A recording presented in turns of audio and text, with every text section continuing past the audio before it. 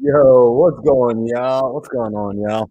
I'm gonna have to mute myself temporarily because it looks like I'm getting some feedback because I just figured out, Alejandro, I just figured out how to go live from my Instagram onto my computer. Now, the only challenge is I can hear it, so I might have to cut it off because I don't think I'm gonna be able to play it twice. Let's see what happens. Yep. That's pretty cool. So are Yeah, you man. doing like Oh man, I broke the internet. But yo, what's going on, everybody? What up, Ryan? What up, Chris? I got people on IG. So yo, for the people that are on IG, what up, Kirk? If y'all are on IG, I'm gonna have you move over to the YouTube channel because I thought I was gonna be able to set this up smooth. I thought I'd be able to have us on YouTube and Instagram and Facebook all at the same time. But apparently I haven't figured it out, Alejandro. I have not unlocked that level of wizardry. So I'm gonna have to just disconnect unless I can get my headphones to sync up the audio on my computer, but that might take a minute. So Alejandro, right now I got my computer on mute. I can't even hear you if you were to start talking. So I'm gonna let you bring us in as an introduction for 2 seconds. I'm gonna see if I can put my headphones in. And while you're talking, bro, I'm not gonna be able to hear nothing. I'm gonna say, yo, this is real life. This is real life, y'all. ladies and gentlemen, welcome to the Think Big podcast. If you are tuning in for the first time, this is where we talk about a lot of different things. Actually, we talk about real estate, mindset, consistency, how to scale your business. You get best of four worlds, really. Typically, it's us, Marlon, Sam, Daryl, and myself, Alejandro Alvarez. If you're an entrepreneur starting out right now, this is the right podcast for you. If you're looking to figure out where to start, where to go, who should I connect with, you are in the right podcast. Now, if you're here to consume content and be lazy, I'm sorry, you're not thinking big. This is not the right podcast for you. However, you should definitely still listen to it if your intentions are to take action, to consume and take action from it. You are in the right podcast. Um, like very big mentors say, you don't own the knowledge until you start to teach it. And we are here not only to tell you what we've learned along our entrepreneurship through failures, through wins, through ups and downs, and hopefully it can bring some value for you. I'm sure it will. But here we are. Seems like my best friend here, Marlon, you're back. You're I'm back. Oh, back, dog. okay, cool. I thought I couldn't hear you for a second, but welcome back. Yo, yeah, no, I figured it out. I figured out how to mute my Instagram tab on my computer. So Instagram is still running live right now. This is the very first time I'm doing this where I'm actually streaming the IG live right now. We got our third amigo, the third cowboy. We got Daryl Ellison on the screen right now as well. So, guys, And I got no idea what Alejandro told you we're going to be doing today. So we're going to jump into it. I mean, today's kind of an interesting day. We were having a conversation and we were saying we want to open it up really to some heavy Q&A, start answering some questions. And I see Jonah Cortrin in the chat. I see Andrew. I see Na. I see Paris. I'm seeing some of the great people, Living University. And then we got some people on IG as well, Daniel DeQuijano, everybody. So guys, if you're on IG, again, just comment the word YouTube. You'll get the link to come over here to the YouTube channel because that's where I want to be answering questions. And I want to first just straight up have a conversation with you, Daryl, with you, Alejandro, about relationships. Like, I know this is a real estate channel. I know this is a real estate show. However, I come across people in entrepreneurship that are trying to do this with couples. I personally am like trying to figure something out myself. So I actually, this is very selfishly me just asking like some of my best friends for some advice right now on what's your opinion on getting into a relationship while on the come up, right? Like, because as entrepreneurs, and I want this to be like an open conversation. I was having a great conversation with my coach the other day, Coach Andrew, and we were talking about how as you start to enter into a new stage of life, you start realizing what you're looking for from a partner is different and different. And he mentioned something that I agreed that he doesn't want just like a cheerleader in his life, that he wanted like a true partner. And I'm curious to know, like for y'all, like what do you think about like when it comes to getting into relationships, especially like for young men who are building, like at what point should they start looking to get into a relationship, if any? And then when they start getting into a relationship, like what type of partner really fits this sort of lifestyle? Like do you feel like you've identified that mold Jonah in the chat says no gold diggers. Oh man. Yeah, so I'm curious. Like, anyone want to tackle that one? Because like I want a conversation around it. Jonah, Loki, Jonah. Me and Jonah have had this kind of conversation. In fact, I feel like we should invite him onto the show, even like while we're here today, because like he and I have talked about this. Like, I think I get what Jonah's saying, right? Like, it's better to find somebody on the come up because then that way you can be sure that they're not just after you for your possessions, right? Like, they're not just a gold digger because essentially you didn't have anything when you met. Actually, like a buddy of mine who's struggling with that right now. Some highly successful entrepreneur, 8-figure earner, probably 9 figures now. And he's like, yo, it's kind of hard to tell what a woman wants him for now at this point because he's got the house on the mountain. He's got the infinity edge pool. He's got the multiple cars, successful business. So when he meets them, he can't really hide that part of himself because it's part of who he is now. But how does he know that's what they're there for? So I'm curious. I want to hear from y'all.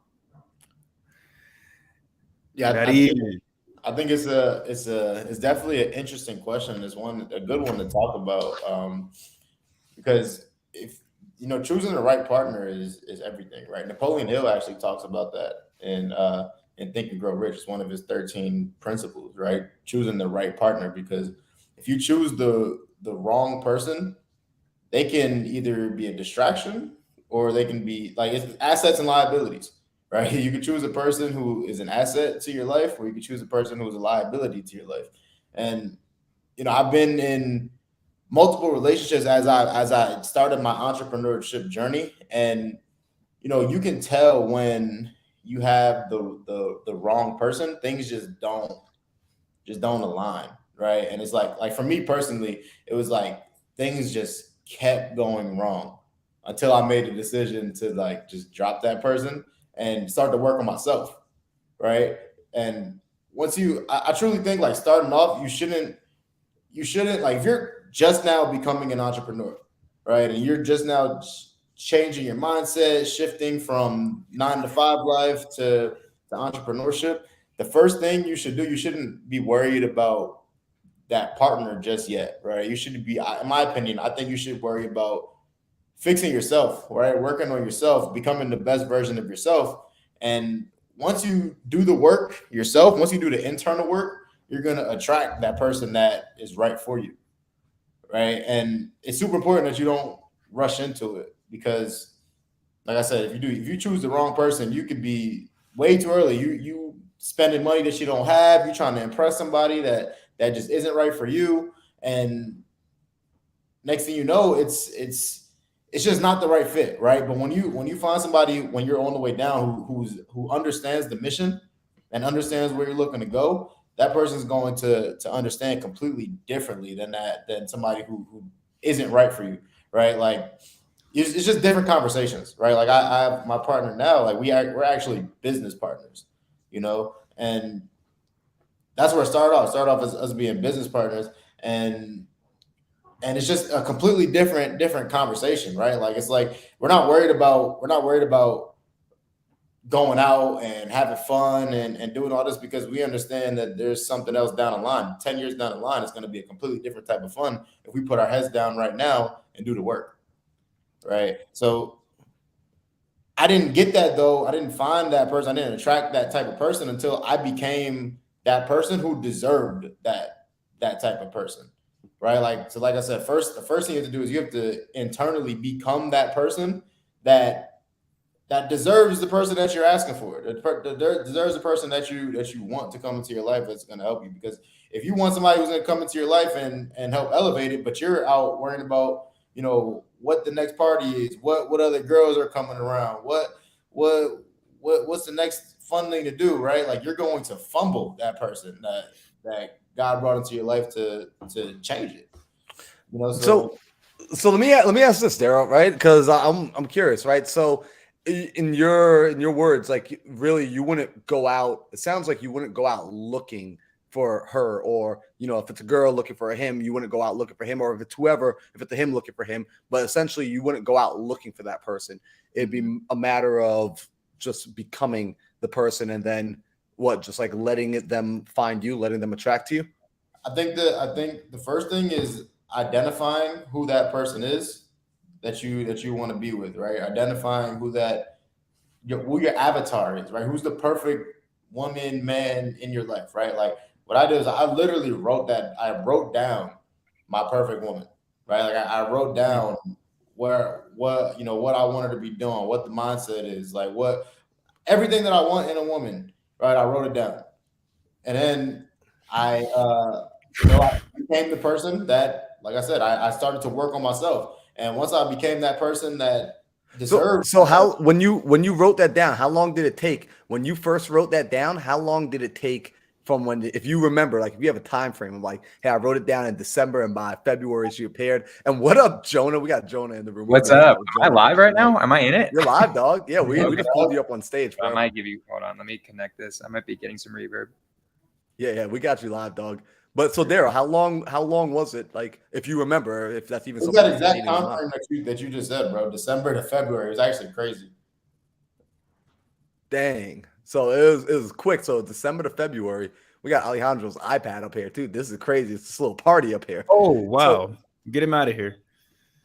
No worries, we got him out. So that's interesting, right? So essentially, you got clear on the type of person you wanted, and then you found that in a rather short period of time. Because I know people that are like, for example, like I'm going to use myself as an example. I'm cool throwing myself out there, right? Like I've been single for a little while now. And now that I'm looking to get back into like the dating scene, I've been finding that like the people, like the girls I've been talking to, like not it at all. And like if any of y'all are watching, I'm sorry, like you're nice people, but like from a standpoint of what I'm looking for, just like vibrationally, mentally, emotionally, like it almost like feels like when I'm talking to them, I'm working. Like it feels like I'm having to do follow-up calls, like it's a job, like it's a real estate job. Like I'm like Jonah's laugh. I feel like Jonah, you could relate. I don't know if you could relate. I'm in the exact same place, bro. I mean, like for me, I was gonna come on because, like, I'll be real. This is something I struggle with too. I feel like as the young men who are in this, right? Like when you guys were talking about, is it better to come up on the come up or once you're there, right?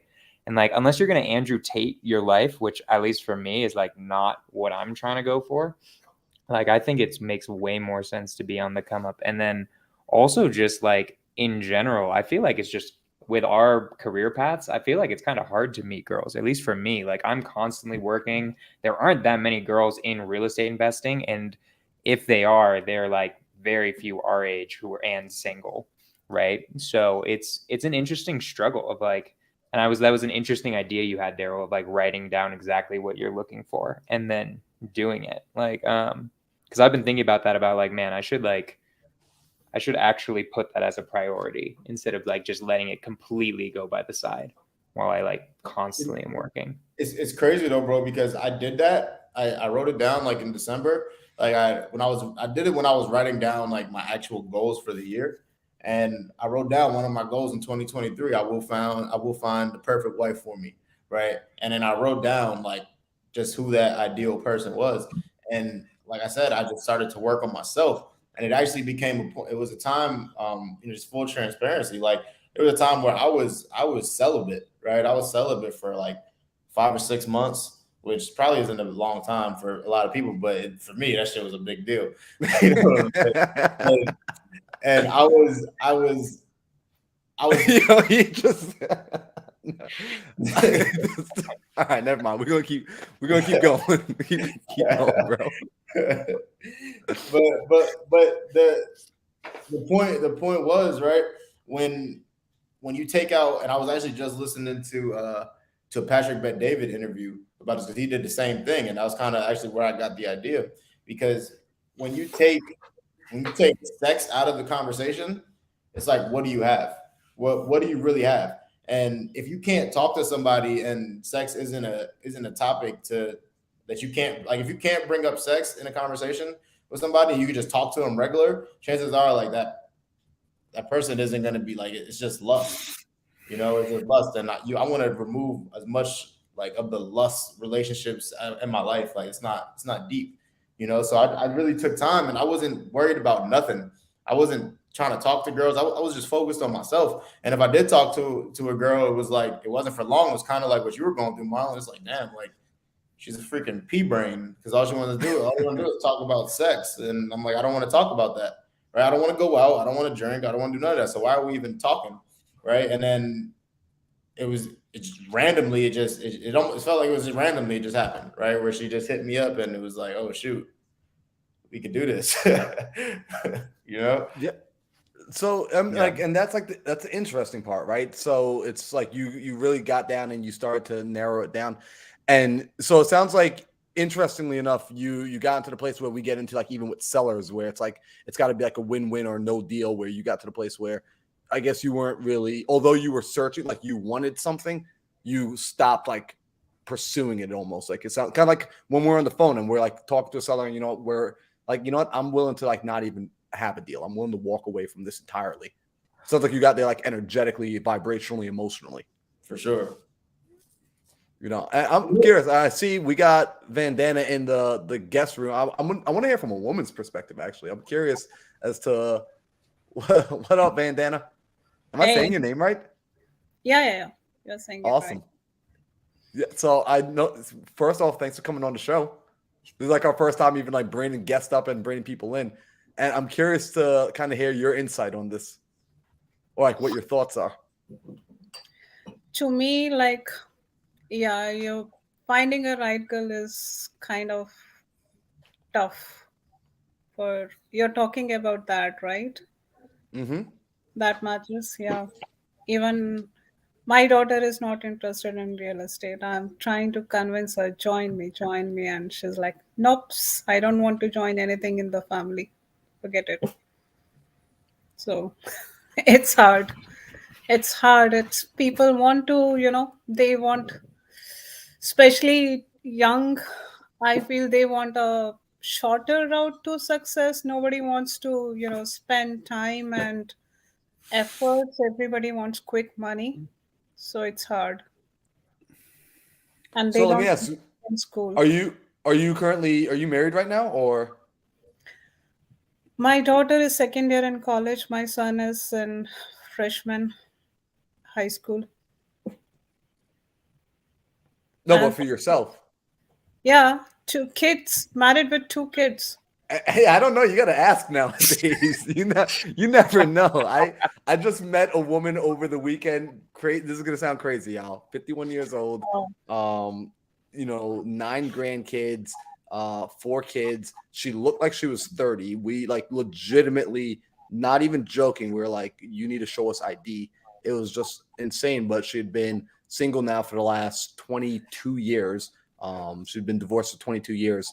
And she was just saying, like, along the lines of, again, like when the mindset starts shifting and now you're thinking differently, you want bigger and better things for your life.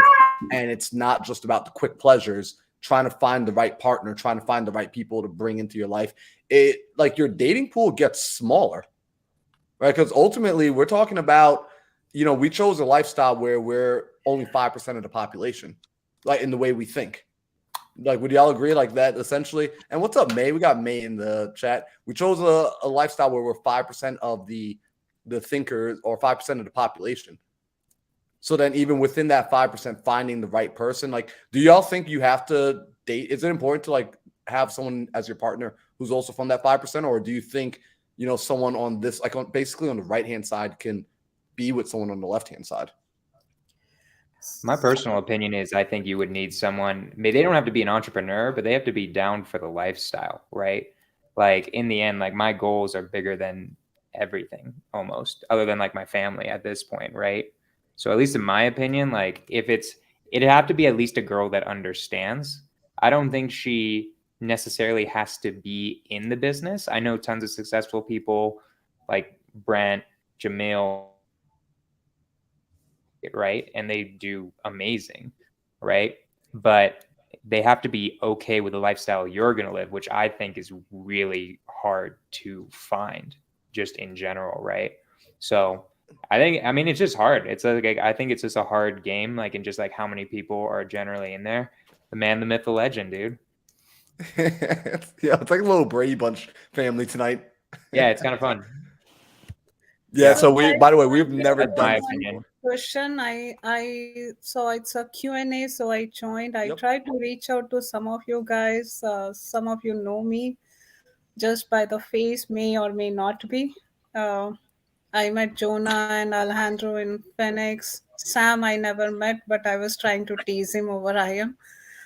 So I have one question. I'm trying to move, into direct to seller. I'm pretty occupied with my job, 9 to 5, and I'm trying to hire a VA. The problem is there are two ways. Do I need to have really control on that VA or not? That is what is I'm stuck there. Like, what kind of services should I go or not go at all? Ooh, let's bring Alejandro up for that one. Alejandro, that's you, my friend. Well, so what exactly are you looking to do? Or you just wanted to be hands off and generate some leads? Yeah. Okay. Well, I have a VA company that can help you do that. Usually don't say that out publicly because That's it's fine. really I'll more reach like out to you it's more later. like a referral game. But I do have a VA service that it's keeps you hands off. It's like for people that are just don't have time and they just want to be hands off and they just want to see some leads coming in. And I also have a team that can help you close those deals as well. So if I you need help, DM me on Instagram and we can set up a Zoom call and we can see if it's a good fit for you. So the question is, should I try to have control over the VA, some control, or just receive the deals? If they offer the deals, then it is fine. Like, I know Focus one on company, they are offering, oh, we'll give you 2 3 leads every day, and I don't hear there any recordings. There is no CRM connection and all. It's like we'll send those leads through Google Sheets. That's it. By end of the day. you should definitely have a CRM in place. And it just really depends on how on board you want to be. The clients that we have at our company, they don't care about any VA recordings. They just want to focus on acquiring properties, and that's what they stick to.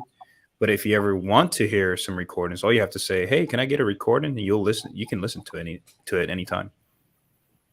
Okay. Yeah, but Excel sheet that can get really messy.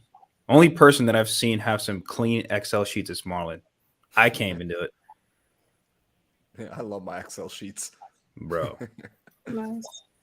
Any other suggestions? Should I stick to only one form of lead or expand some other way also?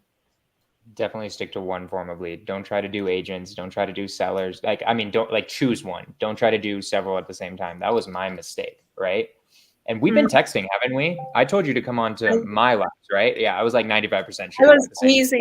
time. I really have been a bad back pain last 3 months. It has been very hard to focus, but still I'm trying to struggle and come to somewhere slowly moving on.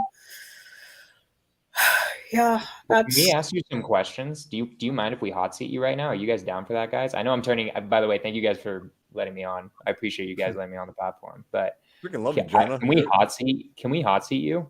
Because like you're gonna ask us questions, and I just sense by the way you're talking and the way you were texting me earlier that you need a hot seat. We need to like actually dissect. Okay, what's going on with your business? Is there a business? How are you getting leads and like all of that stuff?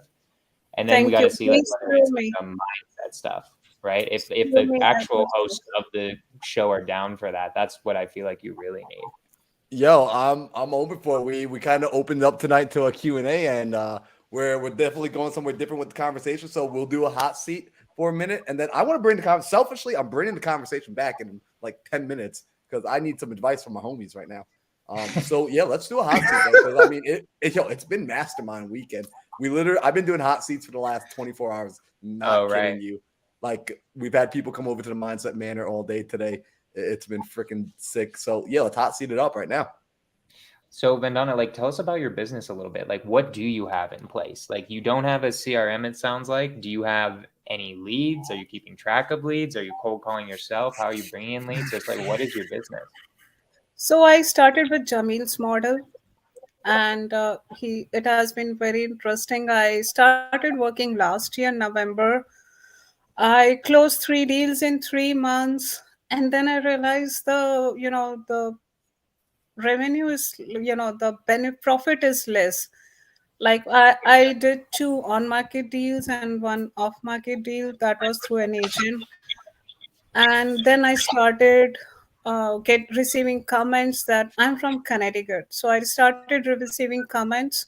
Connecticut is not an investor market, and I want to expand in my market first. I mean, that's somewhere where my mind is stuck, that I want to achieve what I want first in my home state and then expand. I see people working a lot in Florida here and there. I agree, but I want to do which place I can see myself and reach there and touch it somewhere, like have some connection with it, work on those kind of properties. So 3 deals as a wholesaler. I As a realtor, I started last year June. I already closed 9 deals in together. But then from February, I'm stuck with that. I want more profit.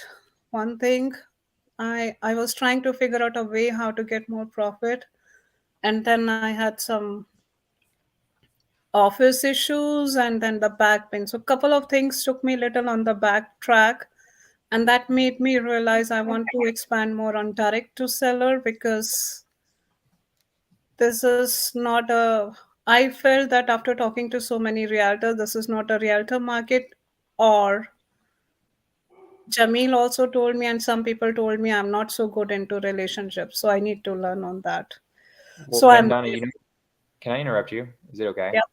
I can tell you why you haven't gotten the success that you want right now is you're jumping around everywhere, right? Like look at all of them are shaking their heads. All of us were thinking the exact same thing. And it's the most classic problem ever. And like, don't Okay. feel bad. I did the same thing. I bet most of them did the same thing at the beginning, right? They're all shaking their heads again, right? Like it's the classic problem where you need to decide on things and stick to it for months on end, right? You got 3 deals in Connecticut. That's amazing. I don't care if it was only $1,000 each. I don't know how small they were, but like it's still money, right? No, I got Like, 25K on those 3 deals. I okay, was so like what are happy. you talking about? Like small profit, 25K? Like that's definitely ring the bell type of money, guys. Yeah. Like, right? Mhm. So I mean, the main thing is your main issue right now is you're not sticking to anything. And there's 2 things that I see that could go into that. One is, do you know what you actually want? And I would start there. Do you actually know what you want?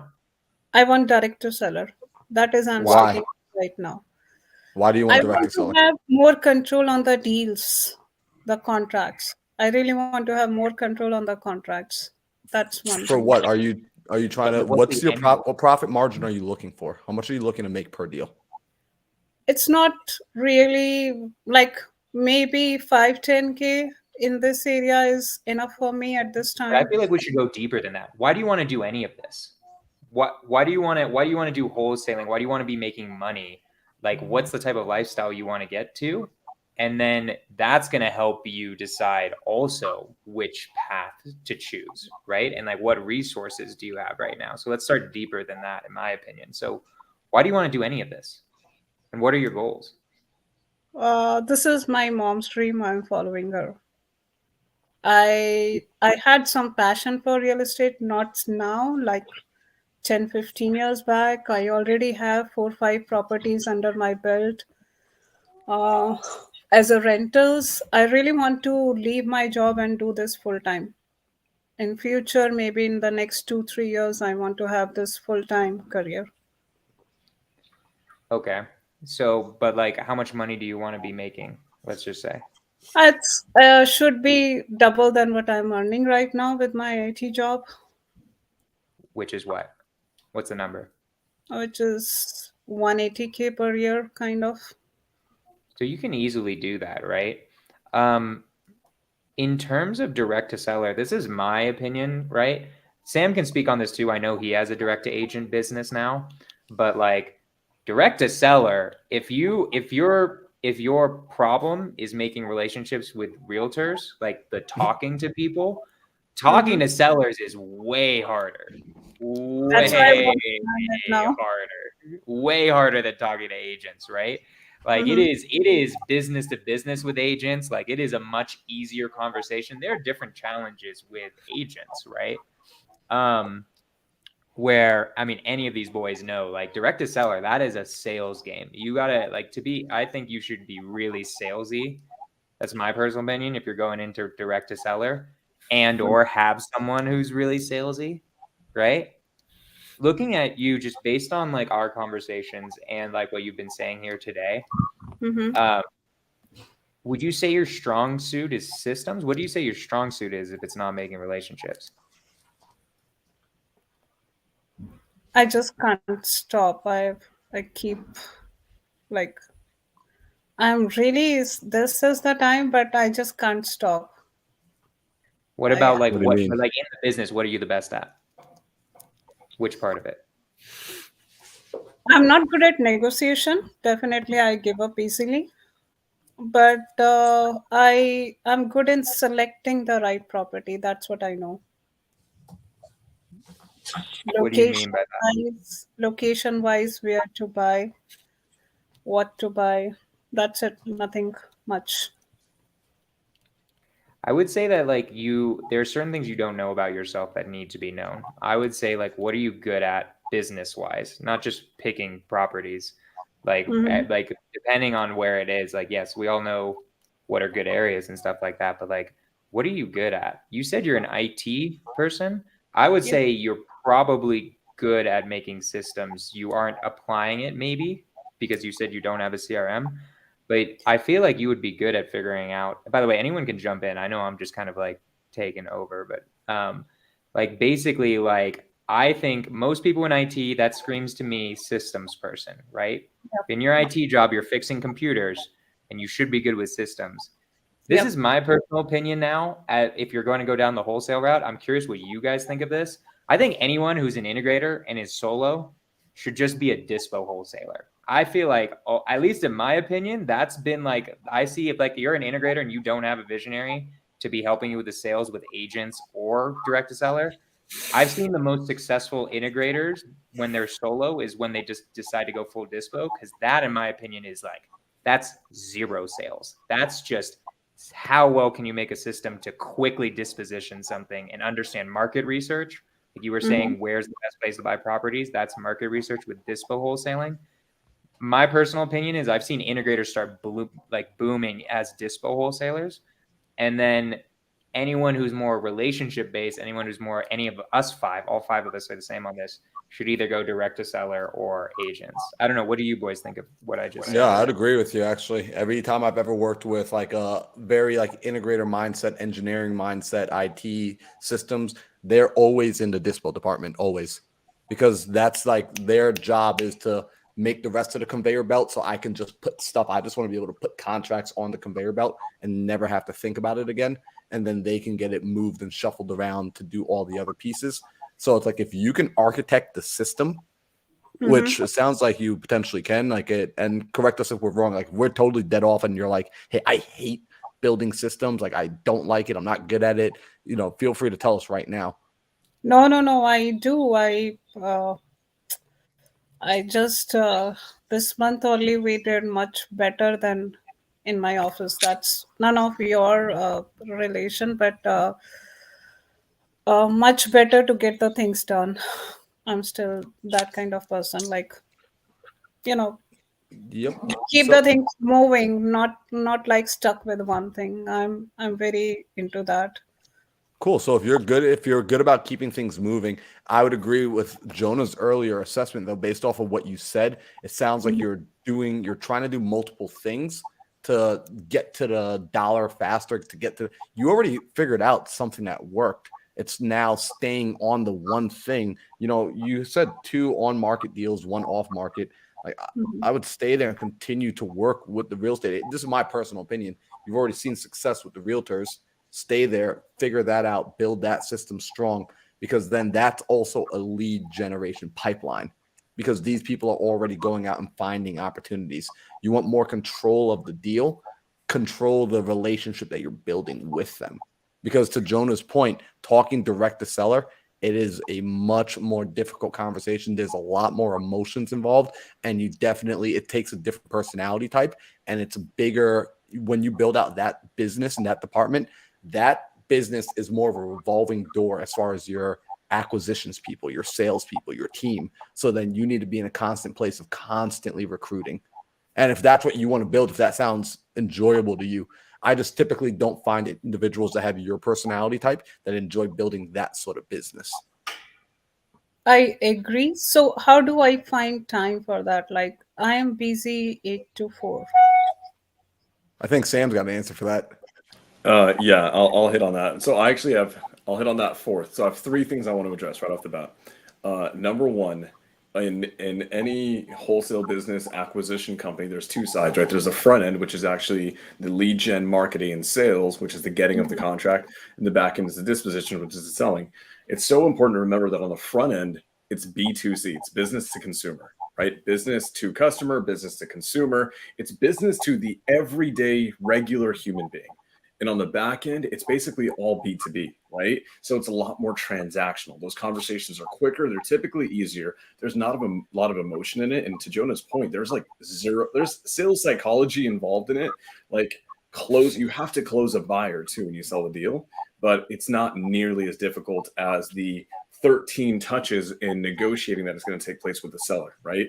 So that's number one. I want you to really hone in on the fact that those are two very different things, because if you're spending too much time in the wrong space, that is very contrary to your personality type. You're just going to feel a lot of friction. You're going to get deals done, you're going to get money, but it's going to feel like really brutal. It's going to wear on you, right? And then you're not going to sustain it for a long time because it's just like, wow, this is so much more headache than it's worth.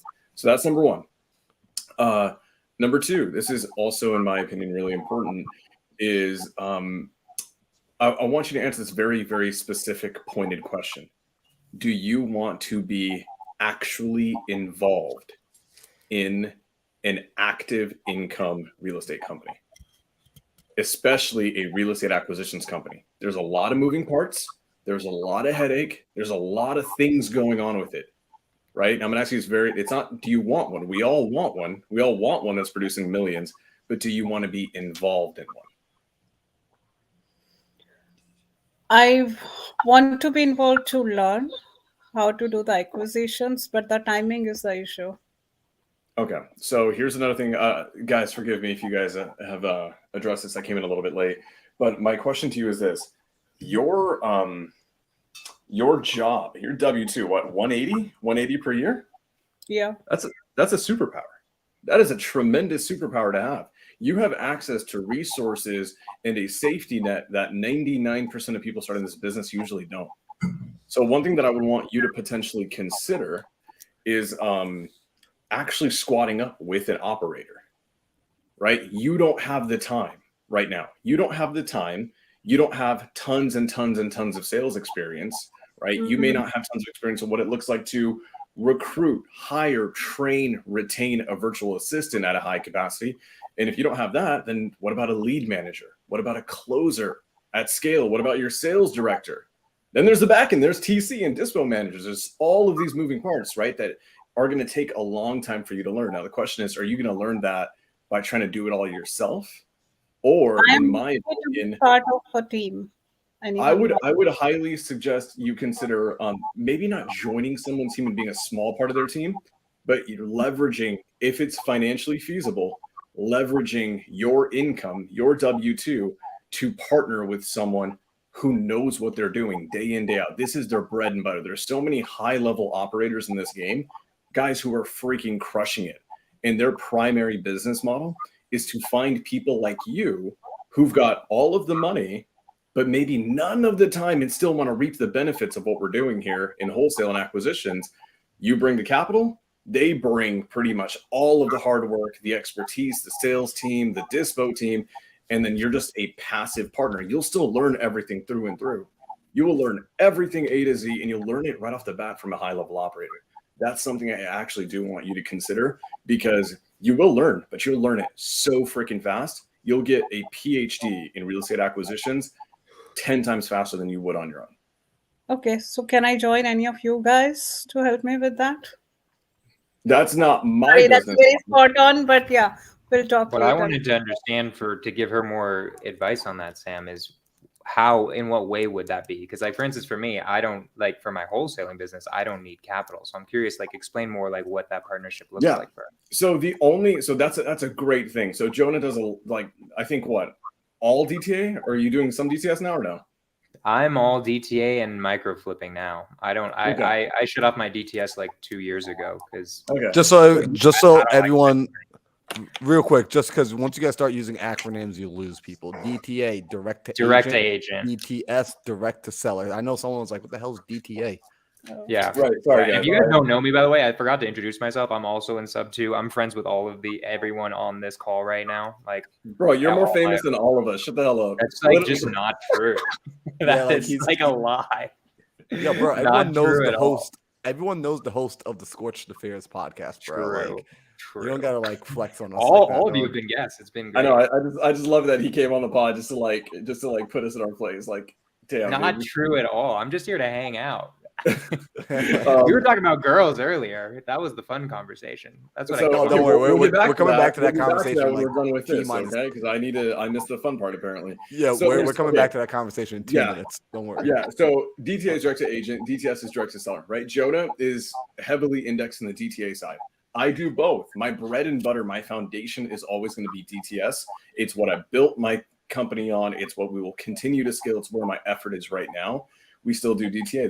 The one big core differential is the financial spend between the two is polar opposite. With DTA, you're basically only going to spend money on maybe if you have your people on salary, right? And on a CRM basis in miscellaneous little tools. That's typically it. On the direct to seller side, we're pulling lists, we're skip tracing data. We've got tons and tons of different marketing associated spends that come with it. So on the DTS side, there is much more of a need for financial support. So these operators who do need a funding partner, right? Someone like you with your avatar to come in, they're heavily going to be on the DTS side. These are people who constantly hire VAs. They constantly pull data. They're constantly putting money into cold call, texting, PPC, all of these things. That's in my opinion, your target avatar if you decide to go down that route. But for those people, Sam, those people who need the, some financial kind of, I'm feeling, aren't they in the initial point of their career? Because if they have already sorted all these out, they would have gained everything by now, right? Why would they need help? No, for a lot of these people, they have their own, right? And Marlon will speak on this too, but from what I've seen a lot of with these people, it's actually their way to do business, right? There's so many different ways to raise money in this industry, right? There's so many different ways to fund a business. In standard businesses, we go get an SBA loan from the government, right? In real estate, when I want to go buy a property, I get a private money lender. Here's the thing. In wholesale, for whatever stupid freaking reason, everyone thinks that they're going to fund everything out of their own checking account. And that becomes logistically a nightmare and it becomes unscalable. The guys who figured out at the highest levels, they're leveraging all forms of funding. They're leveraging credit card stacking, right? They'll go out and they'll rig the credit game and get a ton of 0% interest credit cards and put all their spend on that. They're racking up points, right? That's what I did. Him. That's Yeah. what I do and did. Yeah. So Marlon's actually helping me get that in line specifically as a further funding version. When I first started, right, to your point, like, yeah, I didn't have the entire thing figured out, so I wouldn't secure partners. Now we've kind of stepped away from that, but there's still, I know tons of people, they do credit stacking. They go get personal loans from the bank. They're funding crap out of their own savings account. But here's the thing, that's not scalable. It becomes very difficult. It's the same reason we get private money to go buy rentals. If I fund every creative finance entry fee out of my own bank account, I'm not going to be able to buy too many rentals. That's why I go get capital partners everywhere and I give them profit. I give them revenue share. I give them equity, is because it allows me to scale my top line. So your goal, and this is I'm really glad you asked this question. Don't go and find someone where that's their only way. Because to your point, they're probably going to be a good operator, but they may just be a little bit lower on the experience pool. Go find someone who is diversified, right? The more diversified they are with their marketing, with their spend, with how many campaigns they've got going on, will typically indicate a higher level operator. Go find them. I promise you, there's a ton of them. I know them all the time. And what they do, a lot of these guys, they don't even buy real estate property anymore. because their wholesale just prints so much freaking money. They're just in this to get liquid capital all the time. So they don't go get private money lenders to go do 10% on a property. They go get private money lenders, give them a bigger return, usually a profit share, right? Because there is a little bit more risk involved with it, to fund their wholesale operation. So there's a ton of them out there. I think what you probably need to do is just, now that you're aware of that, right? I promise you it's going to be like this weird universal thing within the next 7 days. You'll probably just identify someone. It'll just show up out of nowhere. You never thought they were there. The reality is they were there this whole time. So that's, go ahead. Second option. So first option is to go fully into disposition, like Jonas suggested, to be a B2B rather than B2C kind of a business. Realize More- no matter what you choose one and Yes. focus on it. That's Yeah. the main thing. We're here. We're not you in the end, right? We all gave you different, like Marlon gave you perspective, Sam gave you perspective. Like it completely depends on like who you are in the end, which one is going to work better. But like, don't try to do all three at once. Don't give like, I don't know how much, I've never actually even heard what Sam's talking about. Like I've never even thought of that, of like, just buying into a wholesaling company, which is really interesting idea. But like whichever one you choose to do, stick to it. That's all I'm gonna say. Don't do all three. That's the only thing would be the wrong choice. I would I say. want to highlight two things. And here's the thing, right? No matter what, just understand that all of this is risk versus reward, right? There's risk versus reward, and there's this thing called opportunity cost. What does it cost us an opportunity to go do one thing and not do something else, right? That missed profit, that's known as opportunity cost. So just be very aware of all of these things. So two last points I want to make. I'm going to pass it off to my boys. Do you know how many people get 3 deals in their first 3 months of doing business? Very few people. My first deal was rare. after 4 months. All right, Daryl was like, I got all right, seven. Daryl, Daryl, whatever, yeah, dude. dude, Daryl. Yeah. I got my first deal after 4 months. Yeah, I think it took me you know months that to is get my that is first deal. actually extremely rare, right? That is a very, very rare thing. And so it's really kind of funny. I would say this: every market is. You mentioned that you heard someone say that Connecticut's not a good market. Well, I would be very careful when I listen to that, because every market's a damn good market to invest in, truthfully, unless you're out in the middle of nowhere in a 500-person town, right? But if you're anywhere near like Hartford, Connecticut, that is rapidly growing and rapidly appreciating, that's a damn good market to be in. You just have to understand that when people say these things, they may be a buy and hold investor in California. If you're a buy and hold investor in California and you're looking for cash flow, it's the worst market. I would say that's a terrible thing to do, right? To be in California. But see how me saying that, you just let that affect your entire perspective on where you're going to invest. That's a dangerous, dangerous thing. So buy and hold may not be the best thing here because of landlord issues, but guess what? No state can probably match us in overall long-term appreciation in California.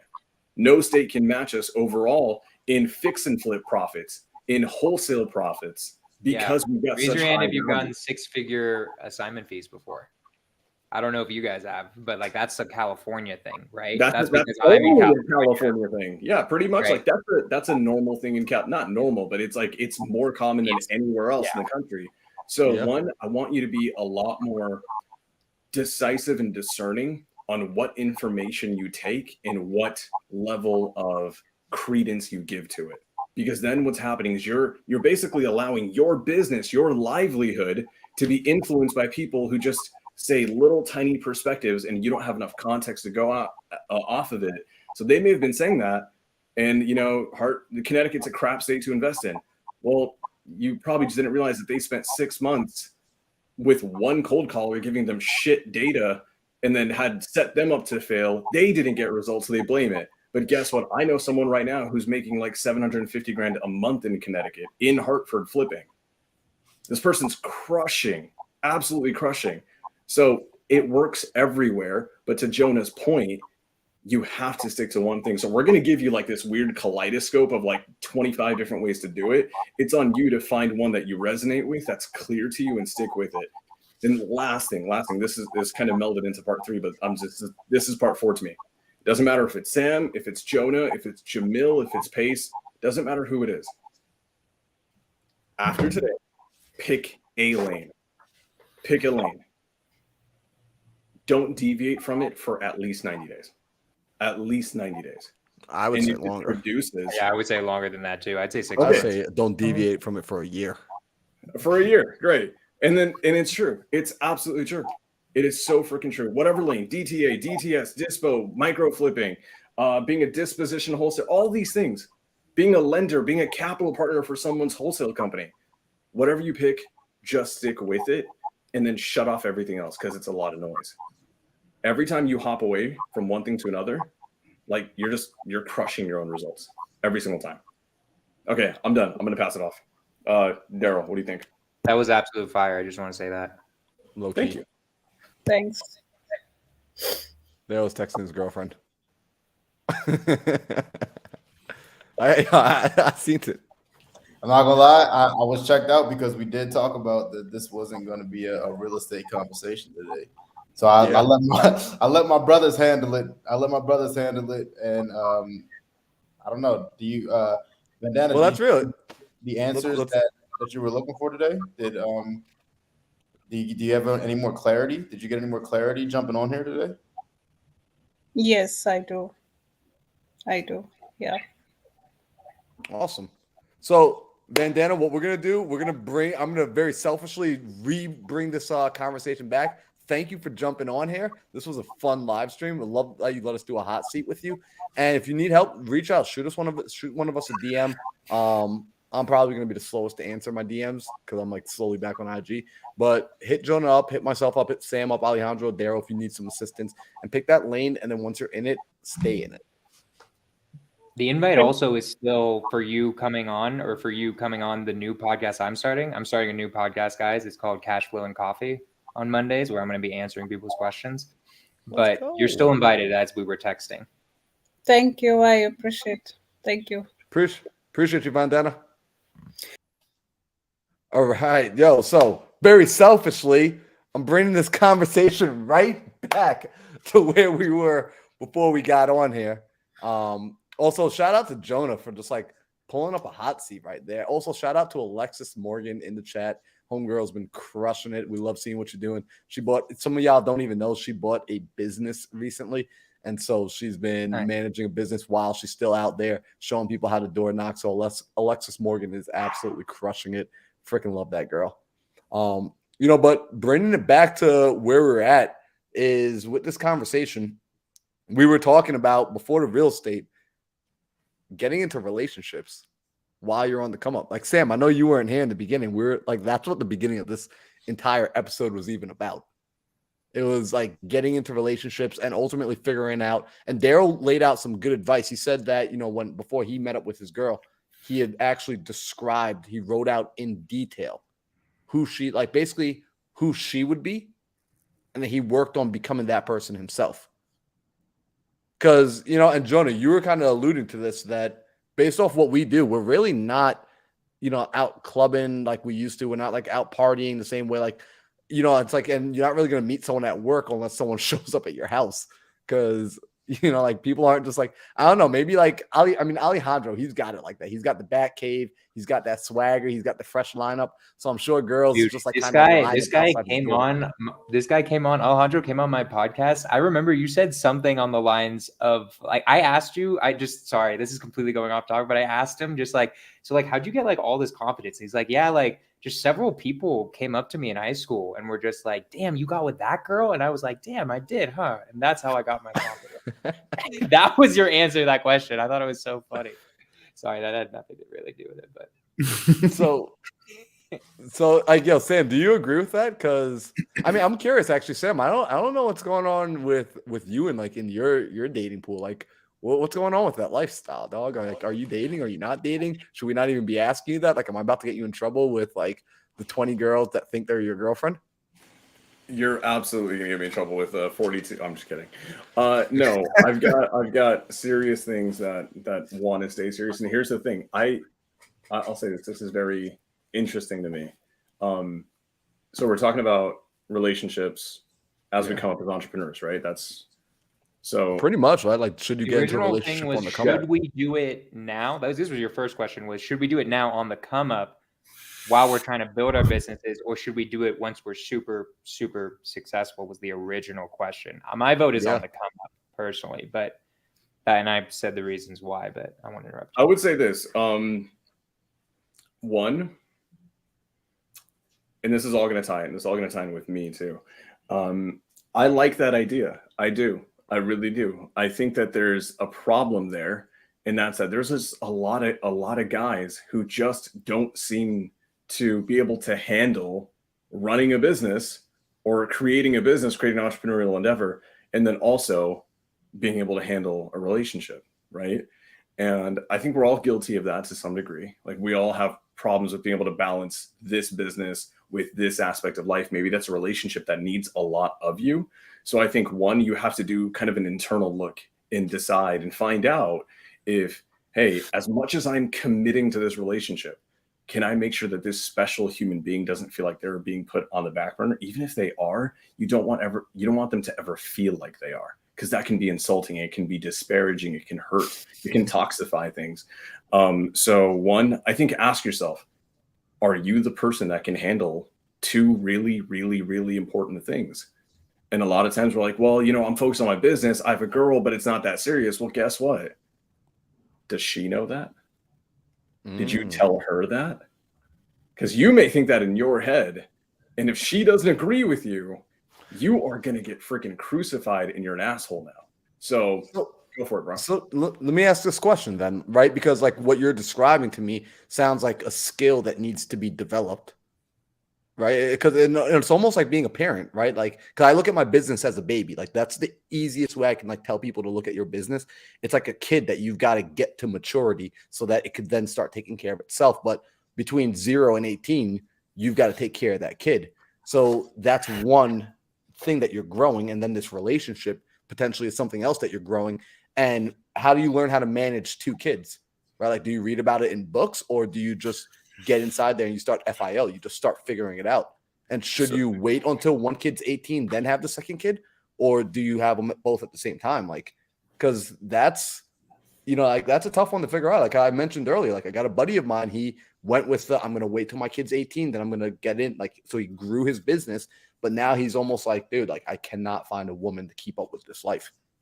Yeah. Like so legitimately, like that's the conversation we have all the time. Like me and him will go out for dinner and he's like crushing it. I mean, like absolutely murdering it financially, like doing so well. But he's like, I can't find a woman that can keep up with like my standards have gotten so high. There's like no dating pool. So, okay. So a little bit of a story time. Marlon and I were in Tampa, Florida. And bro, you can't tell that story. What? You can't tell that story, dog. I'm not going to tell your part of that story, dude. You can't say that on the podcast. I'm not going to I'm not going to tell your part of this story, okay? So we were at this lovely dinner with a bunch of friends, right? And Laura Morby was doing our astrology reading.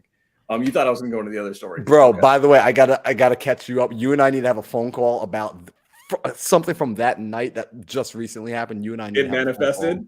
So bro, we owe Laura a "You Were Right" medal. God damn. Yeah, I've been meaning to text her. I gotta like shoot her a message like and let her know. Dude, yeah.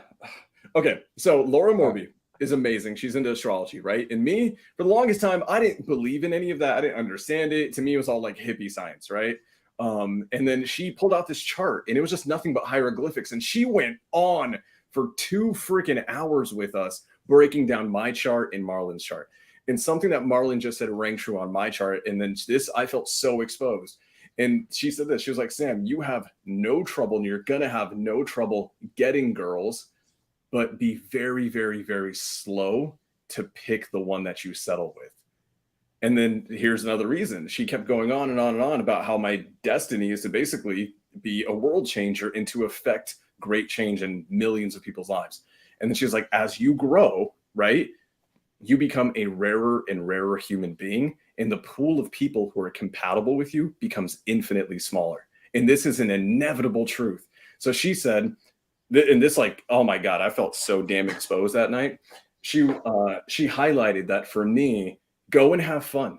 Go and have fun. Hook up with all the girls that you want. It doesn't really matter. But if you rush into a relationship with the wrong one, it will actually affect your ability to change the world. And that scared the hell out of me. Like in the moment, I was freaking terrified because I have this idea, this version of this destiny that I want to hit. And I'm like, no, I need everything in my life to go right so I can become a world changer.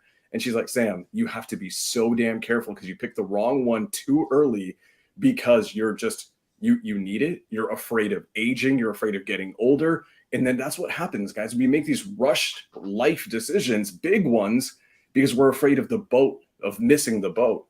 And right, as guys, it's not typically us, right? It's usually women that have to deal with this because they're on a biological clock. So a lot of times they'll rush into having children. They'll rush into picking a man they think would be a good father, but then they forget that they made a short-term decision and picked a man who's a good father, but maybe a shit husband. And they lock themselves into really bad situations. And that's exactly what Laura was hinting to me. And she made it seem like this weird, ethereal destiny thing. It's like, Sam, if you don't pick the right woman, you will not change the world. And I was like, oh shit. So with that being said, my answer is this, and this answer would have been different a year ago, right? And this answer is probably going to be even more true in the next few years. In the beginning of this entrepreneurial journey, you will have maybe 1, 2, 3 years where you yourself as a human being have to undergo a very, very transformative season. You have to shed bad habits, and you have to basically go through what Marlon taught me is called an ego death. The previous version of you has to die for this new version of you to be born. And for that version to just flourish and become amazing, you really can't have distractions. So I don't think you need to wait until you're making 10 million a year. I think that's probably going a little too far out. But I think if you're in a transformative season in your life and you have to work on yourself, your mindset, your health, your body, your business, learning all these things, maybe just take a break on jumping into a serious relationship. Maybe get the businesses secure. Maybe get yourself secure a little bit. Have fun along the way, but maybe not start a relationship and move in with someone right off the bat. You're juggling so many things that can really toxify one another. And what ends up happening is it hurts everybody. It hurts you. It hurts the significant other.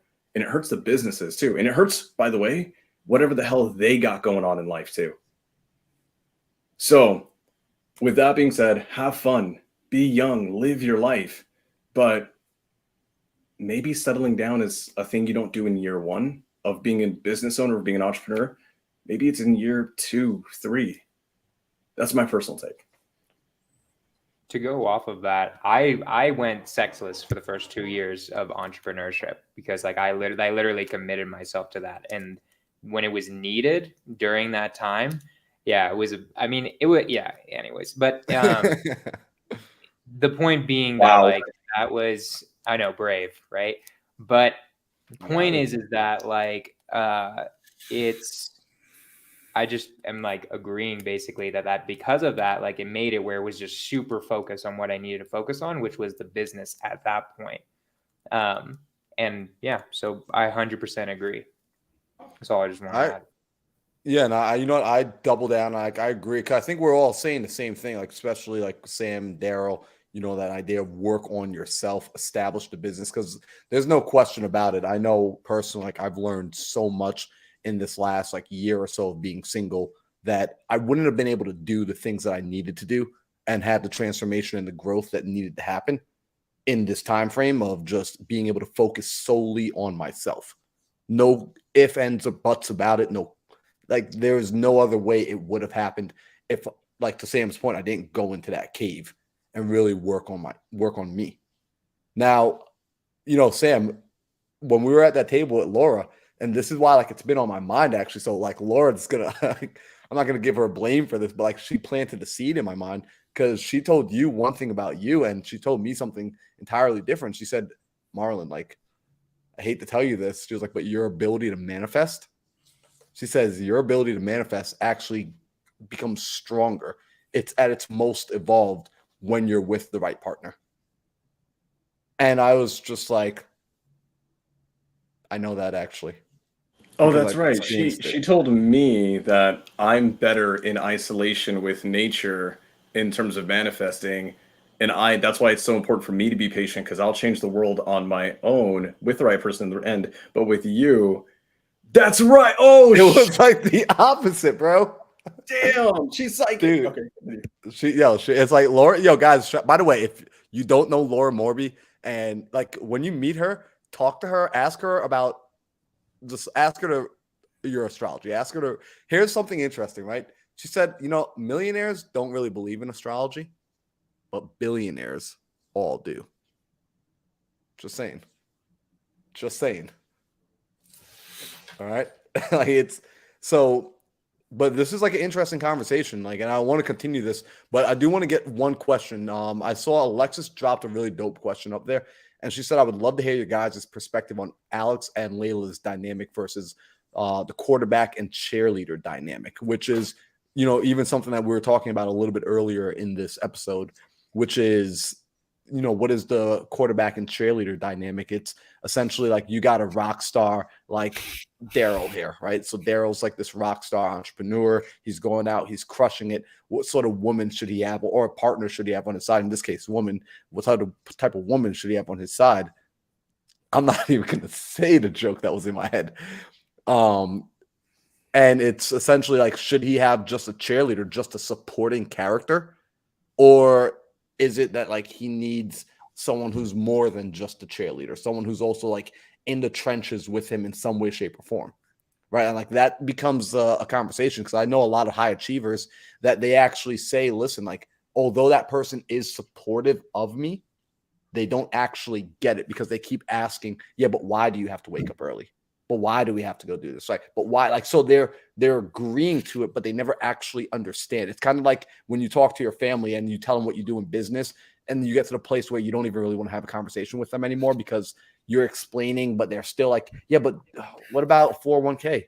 What about, and so now when they ask you how's the business, you just say it's fine.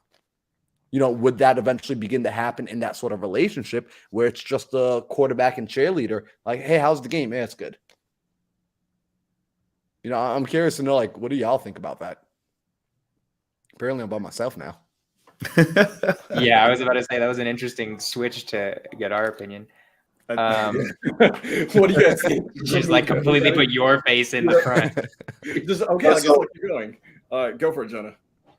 I kind of said my answer, but like in terms of, I think it works both ways, to be honest. I know, like, I mean, for me, the best question to answer like all of these in a lot of ways is, in my opinion, is like, look at our heroes, right?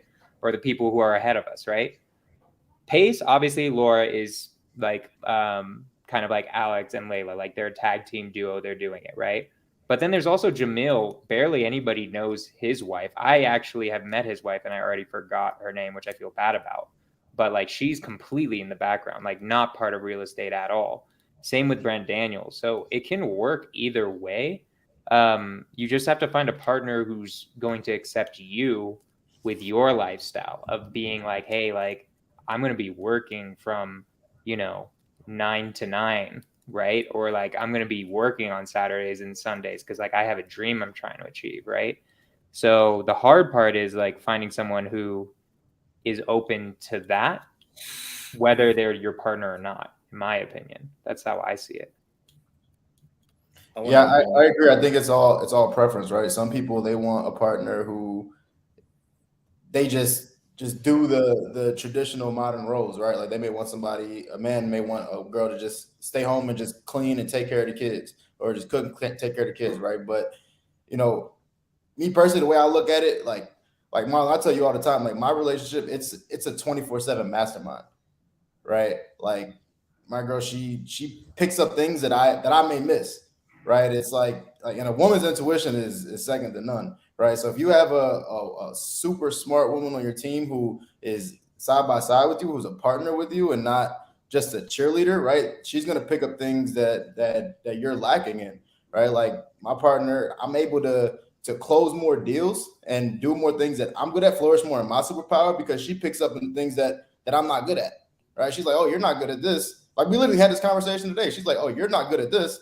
So let me pick up on this side of things so you can flourish in what you're great at. So you can bring us more deals, right? So like you can have somebody that you're trying to force into that role, or somebody that you have to tolerate or deal with, or try to explain to them why you're doing what you're doing. Or you can have somebody who throws ideas in the air and makes you want to do more. and they have the same goals, same alignment as you. And I think me personally, I think every single time when you have somebody who you're aligned with and have the same goals, same vision, things are going to move a lot smoother, and think you're going to be able to go a lot further than the latter. So it sounds like it's important that you guys share the vision, but they don't necessarily need to be in the trenches with you. Like they still can be a supporting character. And, I'm going to throw something that I think is really important because I've talked to a lot of people who've been through divorces, right? Like I know a lot of men and women who've both been divorced. And when I sit down and talk about it, nowadays I only hang out with people who are growth minded. And typically what I find is it was a mindset issue as well. Like outside of kids and outside of finances, you had one individual, whether it was him or her, that decided that they wanted to better their situation. They wanted to better their position in life. And they started growing, whether that was taking care of themselves, like financially, taking care of themselves physically, mentally, emotionally. They started doing something to level up from where they were. And the other person was not willing to move. They felt that where they were was good enough. Even if where they were was by someone else's standard high, they chose to stay stagnant and the other person chose to continue moving. And that's one of the biggest causes for separation that I see, quite frankly. It's one person begins to elevate in some manner and the other person doesn't start moving. And it's not that they need to move at the same speed, but you got to have a partner who's also interested in growing for the sake of their own personal development. Not they want to grow because of you, but they want to grow along with you. Or else I can tell you, if you resonate with like the Think Big podcast, you resonate with any of us, you're already a growth-minded type individual. You will never, in my opinion, and correct me if I'm wrong, I don't think you will ever be satisfied being with someone who is not growth-minded, ever. Regardless of what they're into, you would never tolerate that in your life. You would not tolerate that as a partner. Personally, I don't think you should. I don't really think like those people, stagnant people should be with stagnant people. Growth-minded people should be with growth-minded people. But like, I think there's a clear, unless you want to experience divorce. If you want to do that, then go ahead. If you want to experience like hardship and struggle, have fun, be my guest. Okay. Oh, damn. I'm like so mad that I missed like the first half of this whole thing because this is so good. We need to do more of these days, bro. So first and foremost, Marlon is so damn right. If one of you is walking and the other one standing still, what's going to happen after enough time is the one who's walking is going to look back and that person's a mile back. You're not together anymore, right? We're talking about like a serious relationship here. We're talking about this is a person that you're going to hopefully settle down with and be married to if you're not already married to them. Marriage, partnership, unionship is so important. It has to be together. You don't, to Marlon's point, you don't have to be on the exact same self-development through business, through physical fitness, but both should be on a never-ending self-development kind of endeavor in some way, shape, or form, right? For the man, for the traditional values, right? Men, go be the breadwinners, go be the protectors, go become a billionaire.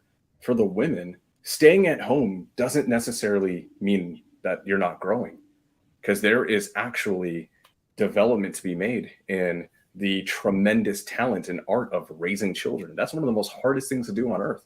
And a lot of women sometimes you're like, hey, me staying at home and being a mother, that's me limiting my capacity. Do you know how hard it is to be an amazing mother? I know women who literally, they just work their asses off on becoming better mothers every single day. So Amen. Be growth oriented in something that you do, right? A lot of times as men, we get the kind of the glamorization of like, we're the ones growing, we're the ones winning, we're the ones providing. And my wife's at home. She's a stay-at-home mom. Guess what? She's raising something bigger than you. The reality is this. She's raising the kids. Kids are going to be here when you're gone. All the money that you're making is going to, hopefully, it's gearing a life for them. They're more important than you are. So both should have roles that they grow in no matter what. Both should be in a self-development phase in some way. For me, it's money, it's business, it's the traditional masculine things. For her, it could be her traditional feminine things. It could be both with business, both with money, both with fitness, all these things, but there needs to be growth.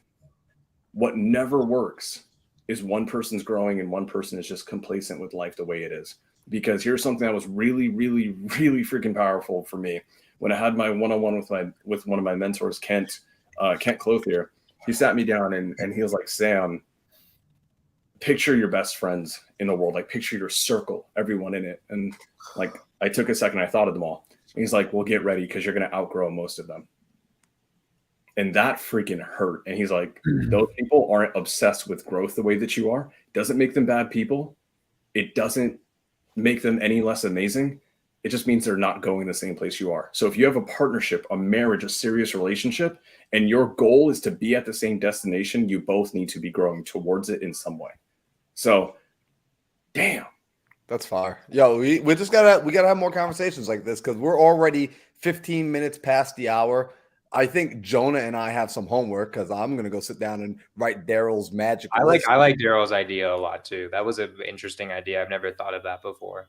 Like of like actually basically Daryl repeat it. Like it's basically like you just write down who the girl is, more or less. Daryl's in monk mode right now. He's meditating so hard. No, that's his Wi-Fi, or bro. he's lagging out. Yeah. Wi-Fi. or he just cut out, right? Yeah, but I think that was the exercise. That was a good exercise. That was a good idea. I like that idea just in general. Yeah. So yo, Jonah, I'm gonna do that, bro. I'll like text Daryl. Does it take away if I like send my answers to Ali to Jonah? Like if I show him my answers, or am I not supposed to show anyone? Does it gotta be like a secret? I don't think For it's what? a secret. So, like, I'm gonna write down my. exercise. I'm gonna describe. Yeah, I'm gonna do your exercise. I'm gonna describe my dream girl. You know what's crazy, bro? Crazy story, right? So, after I did that, I was on the nightly dial one day with Mike, right?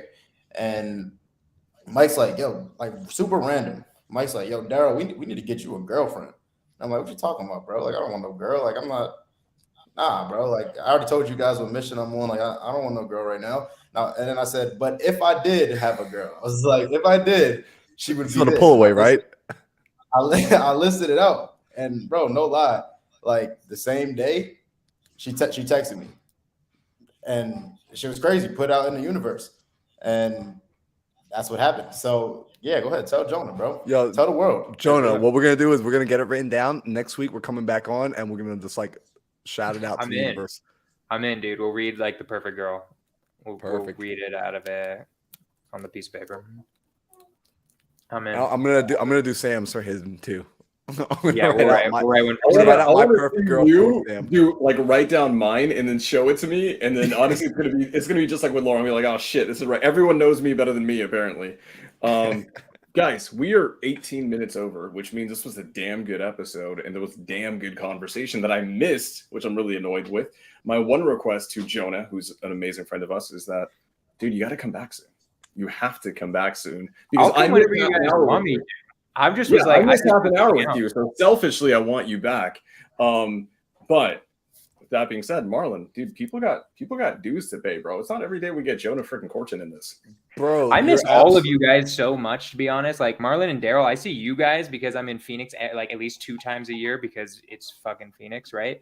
Like Sam and Alejandro, I feel like I haven't seen you since Clever. It's been a really long time, right? We talk on the phone a lot, but like I haven't seen you guys in a minute. Alejandro, I feel like maybe like one of the golden ticket events, but yeah, I've been missing Sub 2 a little bit. I've been hanging out a lot with my Astro friends, but I was like, I'll come on whenever. Like I'll hop on and chill out and just come move into the mindset manner, bro. Yeah, I know you've been trying to, dude. Phoenix it's not like the universe doesn't want me to be in a desert. I'm sorry, bro. Just not for me. You're killing me, man. You're killing me. Also, I'm gonna be in Denver this weekend, so I'm gonna shoot you a text message, see if we can. When were you gonna tell me? I'm down. Let's hang out. It's in and out. Like we're doing like a big event, like so it's super in and out. I'm working. And like I booked my tickets like a jerk. Where it's like I'm literally. It's like a big stage event, so we're doing like a massive, like 1 day Saturday real estate conference. Talking real estate entrepreneurship, mindset, Can I buy a ticket? money. I'd be down to come through. Bro, dude, for you it's free, dog. I'm gonna text you tonight. I'll send you the info. All right, cool. John, I was just in Denver last night, bro. Dude, what? Well, why aren't you people texting? What are you guys doing? Text me if you're in Denver. Like, I'll come hang out. You guys go see. I just bought a new car. It's pretty sexy. Yeah, we'll drive around. It'll be a fun time. Let's go. I was there for like an hour, or else I would have called you. Yeah, okay, for sure.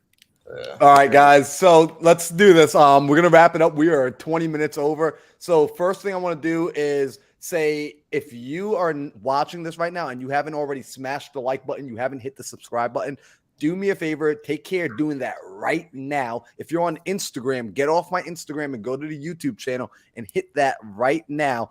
Also, if you guys see that sexy man to my left, Jonah Korchin, he has a podcast called Scorch the Earth, and he's starting a new podcast next Monday where he's going to be answering Q&A, all things real estate. He is a certified closer. He is somebody that I've been picking his mind. I've been plugging in with him for over a year now. We're in the same real estate mentorship. He's absolutely a go-giver. Go plug in on that podcast. You know, we do I'm not 22. I'm 22 subscribers away from 1,000 guys. So if there are 22 people on here, let's hit it tonight. That would be sick. Jonah, what's your name on YouTube? Is it Scorch? My name. Just look up Jonah Korchin. No, just my name. So like if you look up my name, I don't know if they can see my name and I can't comment on here. But if you guys just want to put up my name real quick, I'm almost there. I'm almost at 1,000. So we're really close. So yeah, literally look up my name on YouTube. There are no other ones. Luckily, it's not like the most common name, but yeah, you guys will find me. It's my face on the thing. Yeah, subscribe. You'll see some cool content. You could see any of these boys in their interviews. They all did amazing. Fire. Facts. Right? No, I've been on Jonah's podcast. Marlon, you've been on as a host a few times too. I did. I got the whole your podcast is fun, bro. You have some dope guests. Good time. I want to come back. I do too. You've been on twice, Sam. Yeah, but dude, it's like I feel like it'd be 10 times better now. I don't know. It'd be fun if I just had like all four of you boys as like. No, I'm about to say, we get crazy. We'll just a little casting couch. That would be fun. That would be cool. That would be a good time. time. Yo, let's go. So, guys, make sure you hit the like button, hit the subscribe. I think Sam's the only one that caught what I just said. So hit the like button, hit the subscribe button. Also, shout out to Jose dropping Jonah's YouTube link in the chat. So, guys, go hit up Jonah's YouTube channel. Make sure you give him some love. Help him get to 1,000 subscribers. And next week, you guys see where the conversations are going. If you're getting value, come back, bring questions, and bring a friend. I don't know who's breaking down next week. What are we doing next week? Do we know yet? Dude, next week's your week, bro. Oh, sweet. So, yeah, guys, you already know when it's my week. We're going off the rails on mindset. We're diving in deep. So I'm excited for next week. I got a surprise for you guys too. Make sure you're back here Tuesday, 5 p.m. Arizona time, and we will see you for that show.